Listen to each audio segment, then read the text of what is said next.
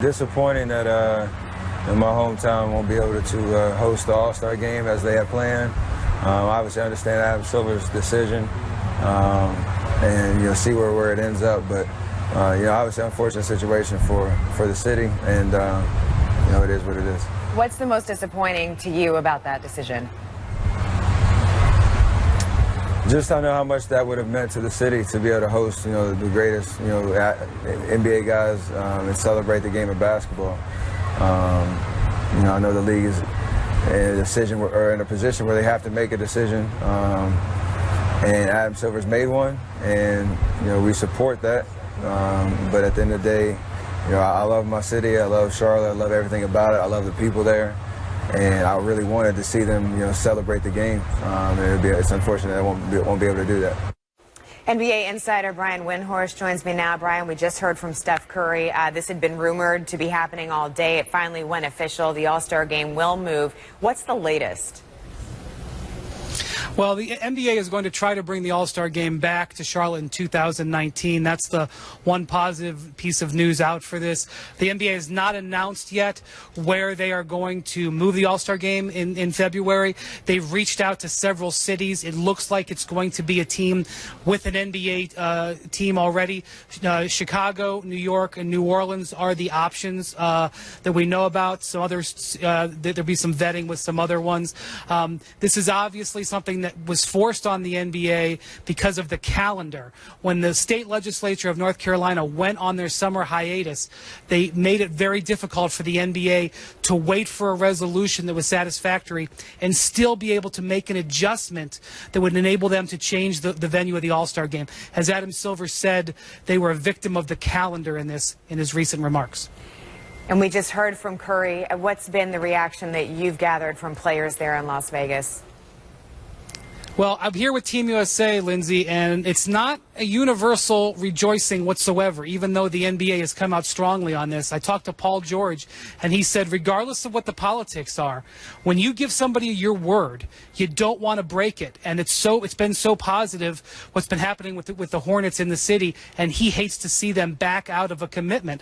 I talked to Mike Krzyzewski. Earlier, he called this law that's forced this situation embarrassing. Today, he just said our state has already lost so much because of this. Brian Windhorst with the latest. We appreciate you joining us with this news, Brian. Thank you. And this just in from the Hornets and Chairman Michael Jordan saying, we understand the NBA's decision and the challenges around holding the NBA All-Star game in Charlotte this season.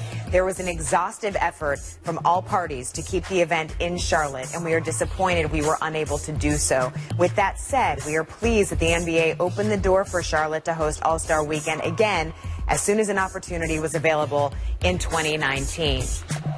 NBA analyst Brad Daugherty joins me now. He is from North Carolina, played his college ball at the University of North Carolina alongside Michael Jordan. Brad, what was your reaction when you heard this move? Well, Lindsay, I was really shocked. I thought that at the end of the day, there was rumblings. There's been rumblings the past few weeks that the All-Star game could be moved, and you thought possibly, there would be someone would address it in a certain situation, certain stanza, but it would, ultimately still go forward. So I'm really surprised. I was with a group of guys from North Carolina, and what you have to understand about the state of North Carolina is that it's basically a blue dog Democrat state. So you have very conservative people who are Democrats who live in North Carolina, and some consider it a part of the Bible Belt. And with that, you have a predominantly Christian base that, I was sitting with a group today after we played golf, and a big group, and kind of was tossing this thing around. And even though it seems to be the consensus that intolerance is not tolerated, you don't want that, you don't want to be a part of that, and that's unacceptable. But there was also a lot of pushback from the religious side saying this is wrong. And so I found it interesting having a dialogue about it, and I'm really disappointed for the city of Charlotte that's done such a wonderful job and continuing to grow and become this wonderful world-class city to not have this opportunity. But as I listen to these gentlemen talk and speak about their faith and how this impacts them as faith-based individuals in North Carolina, I found it interesting. I found it an interesting dialogue. But at the end of the day, I think the intolerance is the key here. The intolerance is unacceptable. And so I'm very disappointed Coach Krzyzewski said it best. It's very embarrassing for the state of North Carolina to lose this opportunity based upon this dialogue. So it's interesting times, but there is a lot of conversation going on everywhere you go throughout the day about this topic. And I'm going to tell you, it's not 70-30 for in agreement. There's a lot of people that agree with the fact that the game can go wherever it needs to go. They're going to stand pat on their belief that this is wrong, and they believe in the law. So it's been interesting dialogue all day long. What is your take on the league's decision here, on this stance, on this bold move to make this move, to decide that they are not going to stand for that? Yeah, I think the league has shown, and especially under Adam Silver, that there will not be intolerance. There will not be,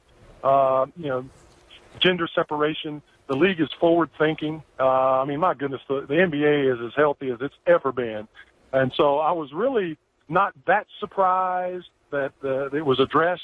I was surprised at the outcome, but I thought there would be a formal, addressing of the issue and a conversation. But it doesn't surprise me. And I think at the end of the day as well, you have to look at the financial ramifications of this topic and what happens to the NBA, what happens to the NCAA. NCAA, people can act like that's not a part of it. We're all just trying to do the right thing. But at the end of the day, there's a lot of money that's being lost by the state of North Carolina, by Charlotte, and by everyone involved. And huge dollars, not little bits of money. So that is real. And so the NBA, the NCAA, all these people, they have to do what's right, because you got to remember, at the end of the day, it's all wonderful, but it's about capitalism. It's about money, and it's about making money. But if you can do the right thing and make money as well, you got it pretty well figured out. Brad Daugherty, thank you very much for sharing that opinion and what you're hearing down there in Charlotte, North Carolina. As you know, ESPN and ABC, we have a large hand in broadcasting NBA games. ESPN has issued this statement saying ESPN has demonstrated a strong commitment to inclusion. The NBA's decision is one which we fully support, emphatically illustrating that the league clearly stands for inclusion as well.